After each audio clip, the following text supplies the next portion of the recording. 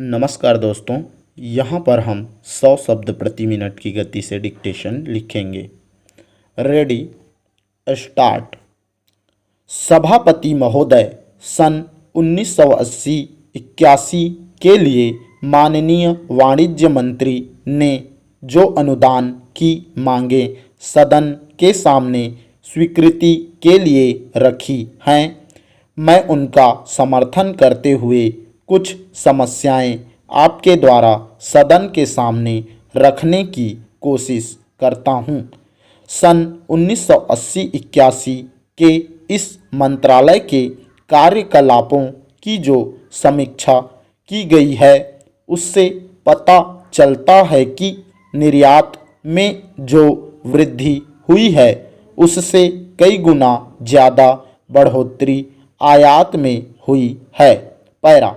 सभापति महोदय, इस माननीय सदन में राष्ट्रपति महोदय के अभिभाषण के ऊपर जो धन्यवाद प्रस्ताव हमारे माननीय सदस्य गाडगिल साहब ने सदन में रखा है, मैं उसका समर्थन करने के लिए खड़ा हुआ हूँ।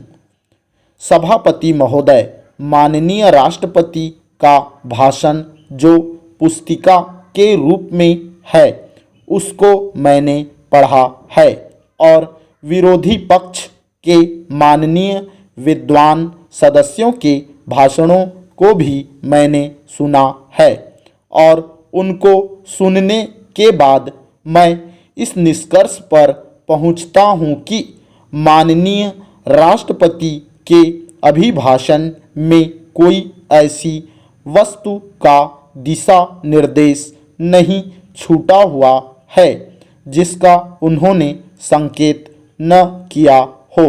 पैरा। मान्यवर माननीय बाबूजी की मैं बड़ी कद्र करता हूँ। मैं समझता हूँ कि हिंदुस्तान की राजनीति में सबसे अधिक मैंने उनके भाषणों को सुना है और आज भी मैं उनके भाषण को सुन रहा था। उन्होंने अपने भाषण में 2-3 मुद्दों पर यहाँ प्रकाश डाला।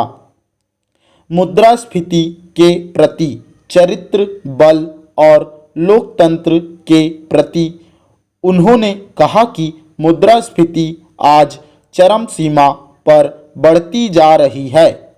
आज लोकतंत्र जो है वह खतरे में है। आज यहाँ पर चरित्र बल की कमी है।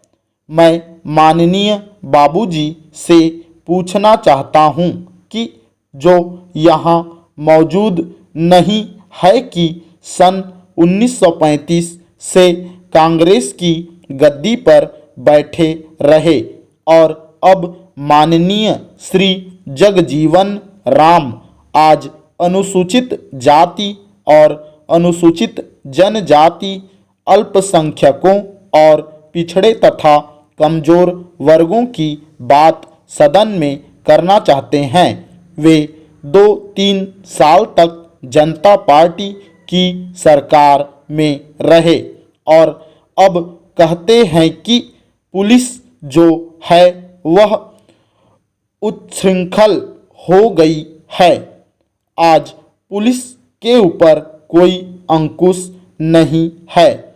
मैं पूछना चाहता हूँ कि क्या उस जमाने में जो चुना हुआ विधायक था या संसद सदस्य था, उसकी टोपियाँ उतार ली जाती थीं और वह बिहार, जिस बिहार में आग लगी हुई थी, उस वक्त हमारे माननीय लोकनायक जयप्रकाश जी ने यह नारा लगाया था।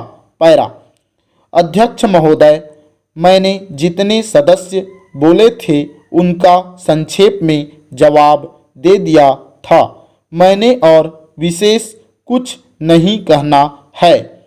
इस तरफ से 2-3 सदस्य बोले थे जिनको गुरुद्वारों की मर्यादा और गुरुद्वारों की परंपरा के संबंध में जानकारी भी है।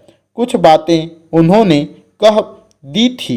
मैं चाहता हूं कि जो वर्मा जी ने रिजोल्यूशन पेश किया है वे उसको वापस ले लें, क्योंकि उन्होंने अपनी तकरीर में कहा था कि अमेंडमेंट के साथ कोई विरोध नहीं है, लेकिन इनका ढंग अच्छा नहीं है। पहले ऑर्डिनेंस क्यों जारी किया गया, इसका स्पष्टीकरण कीजिए। स्टॉप।